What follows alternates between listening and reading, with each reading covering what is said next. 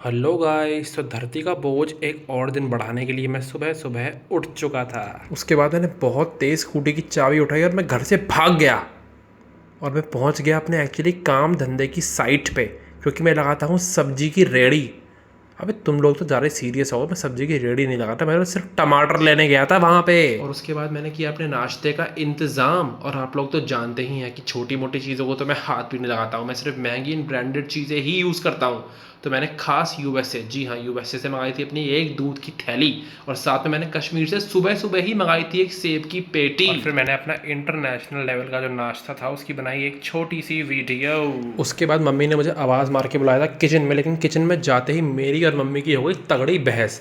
Mummy ने कहा YouTube वगैरह सब बेकार है, मेरी बहस हो गई। मैंने कहा मम्मी सुनो, मुझे चाहे गाली भी दे रहा हो लेकिन यूट्यूब को कुछ मत कह देना बिल्कुल भी। फिर मम्मी ने कहा कि सुन, हाथ ज़रा चला और ज़बान कम चला और चुपचाप से काम करवा ले ज़रा। और टमाटर पीसते पीसते मैंने अपनी आदत से मजबूर होकर खोल लिया था कैमरा और फिर से मैं अपनी जुल्फे संवारने लग गया। और फिर काम चोरी करते हुए मैं उछलता कूदता हुआ पहुंच गया था बालकनी में ही देखने के लिए कि आस पड़ोस में क्या चल रहा है। और फिर अंदर आते ही मैंने देखा कि दोनों माँ बेटी की हो गई थी बहुत ही तगड़ी बहस। ऐसा खतरनाक माहौल देखने के बाद मैं तो चुपचाप नहाने भाग गया था। और नहाते ही मैं बाहर निकला था और उसके बाद मैं शीशे के सामने आके रोज़ वाला ड्रामा करने ही वाला था, इतने में मेरी काम वाली चिल्लाती है, भैया जी हटो वहाँ मुझे पोंछा लगाना है। और उसके बाद मैंने 1 घंटे तक खड़े होके बनाया अपना हेयर स्टाइल, क्योंकि मुझे निकलना था मूवी की शूटिंग पे। जी हाँ, सलमान खान की अगली मूवी में मैं ही कास्ट हुआ हूँ, उसी की तैयारी में लगा हुआ था बस। और उसके बाद घूमते फिरते हुए टांग अड़ाने बीच में आ गई थी मेरी बहन। तो मैंने कहा सुनो, ज़रा स्टाइल मारने की ज़रूरत नहीं मेरे आगे, चुपचाप से पतली गली पकड़ो और निकल लो यहाँ से।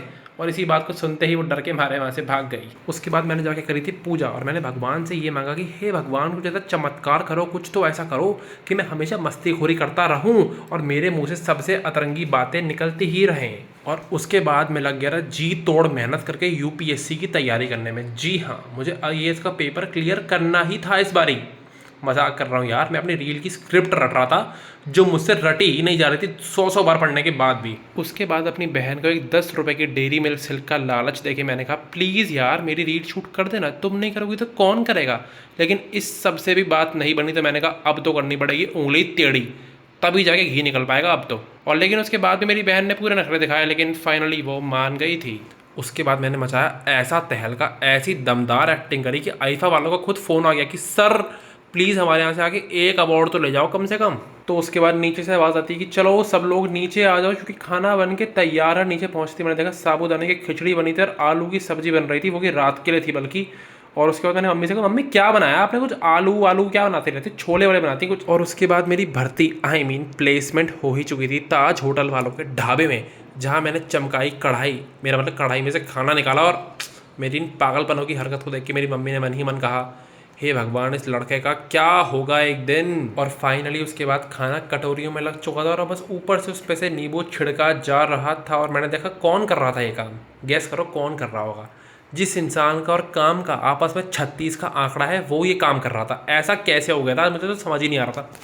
और उसके बाद हम लोग खाना लेके बैठ गए थे, फिर हमने आपस में डिस्कशन की कि कौन सी मूवी देखें टीवी पे। लेकिन ये डिस्कशन करते करते ही हमारा खाना ही समाप्त हो गया था। और उसके बाद इंस्टाग्राम पे मैंने एक रील देखी और अपनी बहन से कहा कि बहन अगर बनानी है तो ऐसी ही रील बनानी है, वरना बनानी ही नहीं है।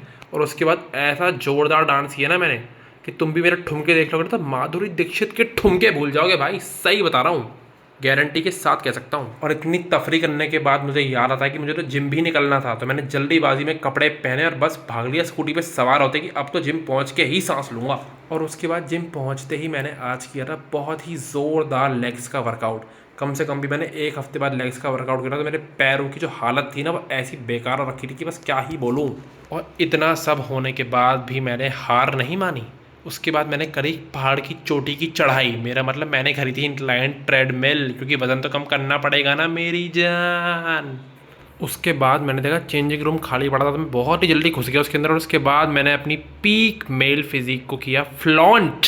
और यही सब हरकत करने के बाद मैं चुपचाप निकल लिया जिम पे से, अपने रथ पे सवार होकर सीधे अपने घर के आगे ही रोकी अपनी स्कूटी। और घर आते ही मैंने देखा कि मेरी बहन हो रही थी आग बबूला, क्योंकि उसको थोड़ा सा काम दे दिया गया था बर्तन मांजने का, क्योंकि बच्चों को तो तुम जानते हो यार, उनके हाथ से फ़ोन लैपटॉप छीलो तो उनका मुंह बन जाता है। और दूसरी तरफ भून रही थी सूजी, क्योंकि कल होने वाली कंजक जिसमें कन्याओं के लिए बनने वाला है हलवा।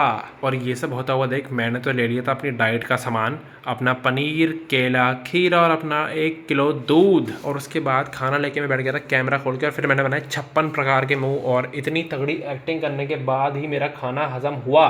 उसके बाद मैंने बैठ के देखी यामी गौतम की एक नई मूवी आई थी नेटफ्लिक्स पे, हक, बढ़िया मूवी थी वैसे। और इतने में ही रसोई में से आवाज़ आती है कि बेटा ज़रा इधर आना, थोड़ी सी मदद की ज़रूरत है। और फाइनली शेर वापस से मैदान में उतरा, और उसके बाद मैंने ऐसा धुआंधार हलवा बनाया।